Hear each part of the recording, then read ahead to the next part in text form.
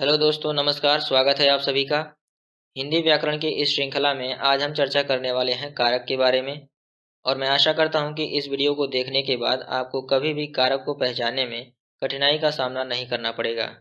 तो चलिए शुरू करते हैं। सबसे पहले कारक की परिभाषा देखेंगे। कारक किसे कहते हैं?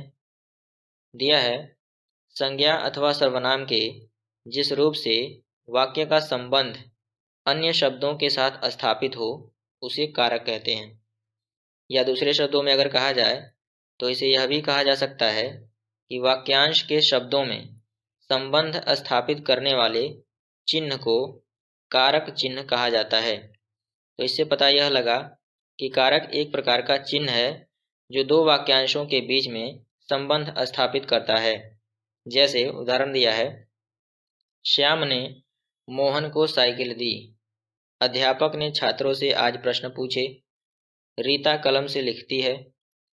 कृष्ण ने सुदामा की सहायता की और राम ने डंडे से घोड़े को पीटा। तो इन पांचों वाक्यों में किसी न किसी प्रकार के कारक का प्रयोग किया गया है। तो कौन से कारक का प्रयोग किया गया है वो हम आगे देखेंगे। आगे लिखा है, आपने अभी जो वाक्य देखे हैं वहां पर पहले उदाहरण में संबंध कारक ने और को का प्रयोग किया गया है और दूसरे उदाहरण में संबंध कारक ने और करण कारक से का प्रयोग किया गया है, जो संज्ञा, सर्वनाम, क्रिया और कर्म इत्यादि के साथ परस्पर संबंध जोड़ रहे हैं। यहाँ देखिए ऊपर, मान लीजिए अगर हम इन कारकों को हटा दें इन वाक्यों में से तो इनका अर्थ निरर्थक हो जाएगा। इसीलिए कारक का प्रयोग वाक्यों को सार्थक बनाता है। आगे देखेंगे, यदि ये कारक न हो तो इन वाक्यों का अर्थ सार्थक नहीं होगा। अतः इसी सार्थकता को लाने के लिए संबंध बतलाने का काम कारक करते हैं। ठीक है, तो कारक का यूज बहुत ही महत्वपूर्ण है। कारक के भेद देखेंगे। कारक कितने प्रकार के होते हैं? कारक 8 प्रकार के होते हैं। कौन कौन से? पहला है कर्ता कारक, दूसरा कर्म कारक, तीसरा करण कारक, संप्रदान कारक, अपादान कारक, संबंध कारक, अधिकरण कारक और संबोधन कारक। इसमें सबसे महत्वपूर्ण अगर देखा जाए तो एक करण कारक है, संप्रदान कारक है, अपादान सबसे ज़्यादा पूछा जाता है और अधिकरण कारक ये सबसे ज़्यादा पूछा जाता है। आगे देखेंगे कर्ता कारक क्या होता है। कर्ता का अर्थ है करने वाला, यानी किसी कार्य को करने वाला। संज्ञा अथवा सर्वनाम शब्दों के जिस रूप से क्रिया को करने का बोध हो उसे कर्ता कारक कहते हैं। ठीक है, इसका विभक्ति चिन्ह क्या है? ने है, यानी इसे कैसे पहचानेंगे? उसमें ने लगा होगा। कर्ता कारक परसर्ग रहित भी हो सकता है। परसर्ग रहित होने का अर्थ है उसमें ने नहीं लगा होगा। तो ने कहाँ नहीं लगा होगा? यदि कोई वाक्य वर्तमान काल और भविष्य काल में होगा तो वहाँ कर्ता कारक का विभक्ति चिन्ह ने का प्रयोग नहीं हुआ होगा, और यदि भूतकाल में होगा तो उसमें विभक्ति चिन्ह ने का प्रयोग हुआ होगा। ठीक है, जैसे यहाँ देखेंगे राम पत्र लिखता है, तो इसमें विभक्ति चिन्ह का प्रयोग नहीं हुआ है क्योंकि ये वर्तमान काल में है। और दूसरा दिया है प्रिया ने सुंदर नृत्य किया, इसमें विभक्ति चिन्ह लगा हुआ है। मोहन ने पत्र पढ़ा, इसमें भी है। और बच्चों ने सुंदर गीत गाया। तो अब इसे आसानी से आप पहचान सकते हैं। आगे देखेंगे कर्म कारक। कर्ता द्वारा संपादित क्रिया का प्रभाव जिस व्यक्ति या वस्तु पर पड़े उसे कर्म कारक कहते हैं। इसका चिन्ह क्या होता है? को होता है। जैसे कृष्ण ने कंस को मारा, गोपाल ने राधा को बुलाया, लड़की ने लड़के को देखा, मोहन ने चोर को पकड़ा। इन सभी वाक्यों में कर्ता द्वारा किया गया कार्य किसी न किसी व्यक्ति या वस्तु पर प्रभाव डाल रहा है। जैसे पहले में देख लीजिए, कृष्ण ने कंस को मारा, तो मारा कृष्ण ने किसको? कंस को, यानी कंस के ऊपर ये प्रभाव डाल रहा है। वैसे दूसरे में है गोपाल ने राधा को बुलाया, तो बुलाया किसको? राधा को, किसने? गोपाल ने। ठीक है, वैसे तीसरे में भी है, वैसे चौथे में भी है। ठीक है, आगे देखेंगे। अब यहाँ एक बात ध्यान देने लायक है कि इसमें ने भी लगा हुआ है और को भी लगा हुआ है। तो ने तो भैया कर्ता कारक का होता है, तो आप कहेंगे इसमें ने कहाँ से आ गया, तो इसको हम कैसे पहचानेंगे? तो इसमें ध्यान दीजिएगा कि अगर जब कभी लास्ट में जो लगा होगा कारक, ठीक है, लास्ट में जो कारक लगा होगा उसको ध्यान में रखेंगे कि वो किस कारक में लगाया जाता है चिन्ह। ठीक है, जैसे इसमें लगाया गया है को, तो ये हो जाएगा कर्म कारक का चिन्ह, इसको ध्यान में रखिएगा। आगे देखेंगे। कहना और पूछना के साथ से का प्रयोग होता है, इसके साथ को का प्रयोग नहीं होता है, क्योंकि यहाँ से के स्थान पर को का प्रयोग उचित नहीं है। जैसे अमित ने राधा से कहा, मोहन ने रमेश से पूछा, अध्यापक ने बच्चों से प्रश्न पूछा। अब यहाँ अगर को लगाएंगे इसका तो अर्थ निरर्थक हो जाएगा, तो इसलिए ये याद रखना है कि कहना और पूछना जिस वाक्य में आएगा वहाँ से का प्रयोग करना है, न कि को का प्रयोग करना है। ठीक है, आगे देखेंगे करण कारक की परिभाषा।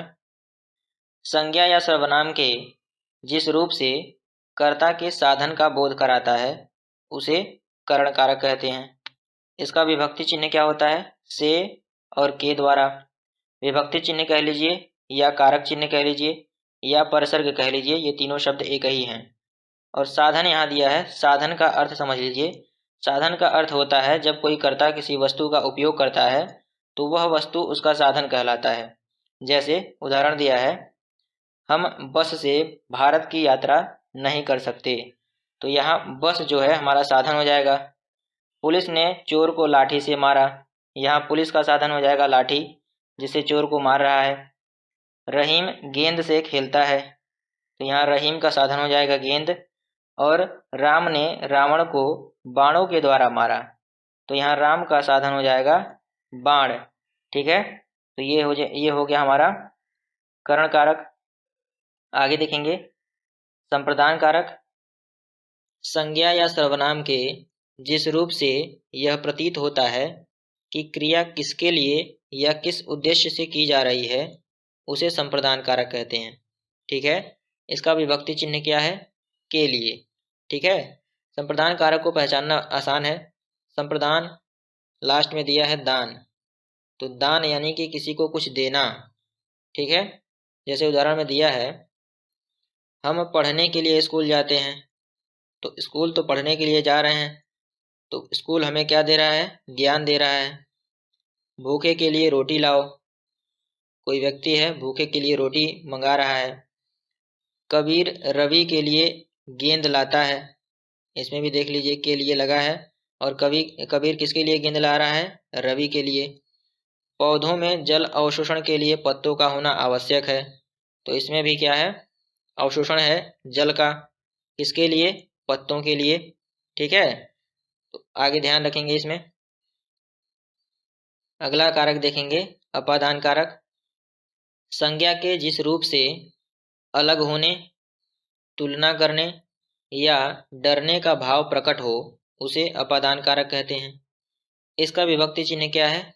से है। ठीक है, जैसे वृक्ष से पत्ता गिरता है, तो ये अलग हो रहा है। दूल्हा घोड़े से गिरा, बड़ी बेइज्जती होती है भाई। दूल्हा घोड़े से गिरा या गिर पड़ा। और चूहा बिल से बाहर निकला और गंगा हिमालय से निकलती है।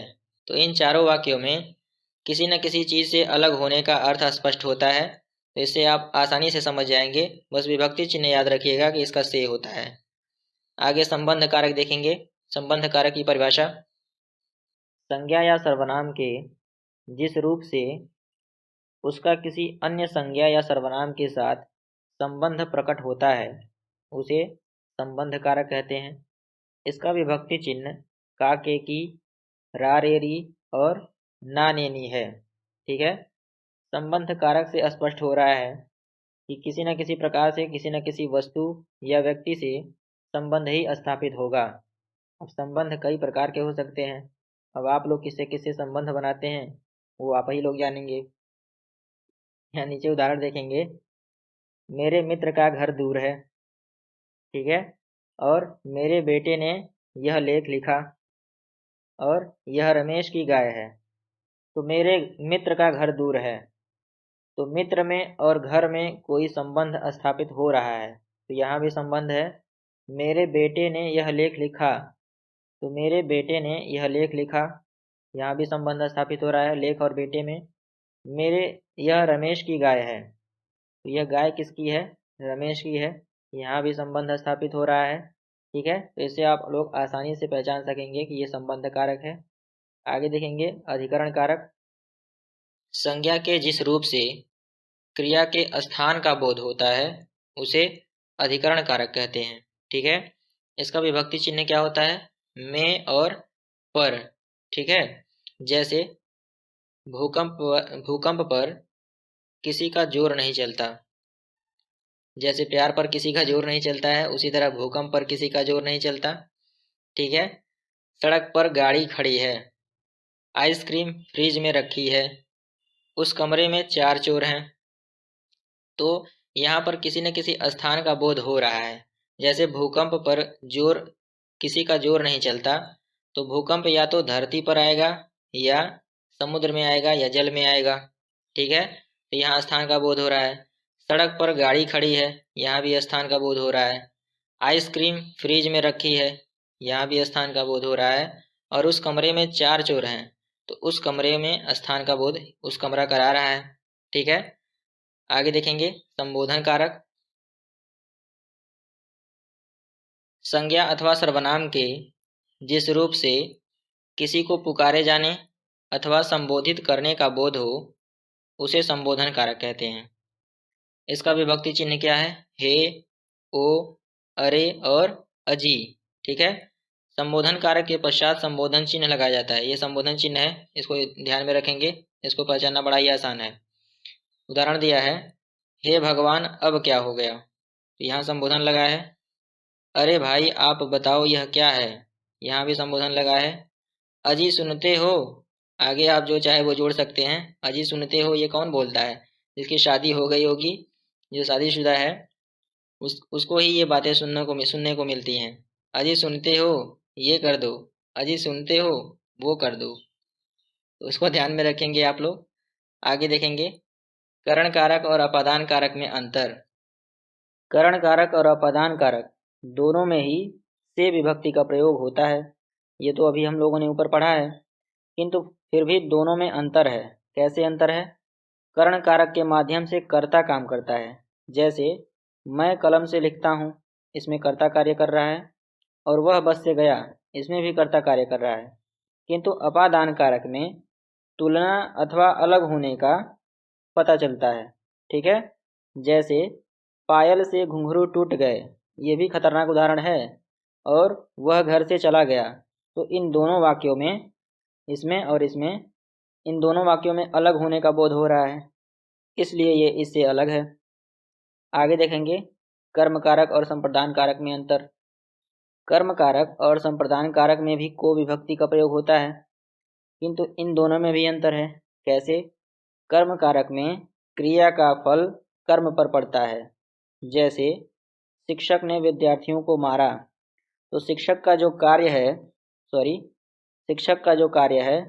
शिक्षक का कार्य वो विद्यार्थियों को मारना है, तो विद्यार्थियों पर ये फल पड़ रहा है। और मोहन ने सांप को मारा, तो मोहन सांप को मार रहा है, तो इसका फल किस पे पड़ रहा है? सांप पर पड़ रहा है। ठीक है, आगे संप्रदान कारक में देखेंगे। संप्रदान कारक में कर्ता देने का कार्य करता है, मैंने बताया था। दान शब्द को ध्यान में रखेंगे। संप्रदान यानी कि देने का कार्य। शिक्षक ने विद्यार्थियों को ज्ञान दिया, और डॉक्टर ने रोगी को दवाई दी। यानी कि संप्रदान कारक अगर आएगा तो उसमें कुछ न कुछ देने का अर्थ प्रकट होगा, तो इससे यह स्पष्ट हो जाएगा। तो मैं आशा करता हूँ कि आप लोगों को बड़े ही अच्छे तरीके से समझ में आया होगा। अगर नहीं समझ में आया है तो वीडियो को 1 बार या 2 बार देखेंगे तो अच्छी तरीके से समझ में आ जाएगा। तो तब तक के लिए प्रैक्टिस करते रहिए। धन्यवाद।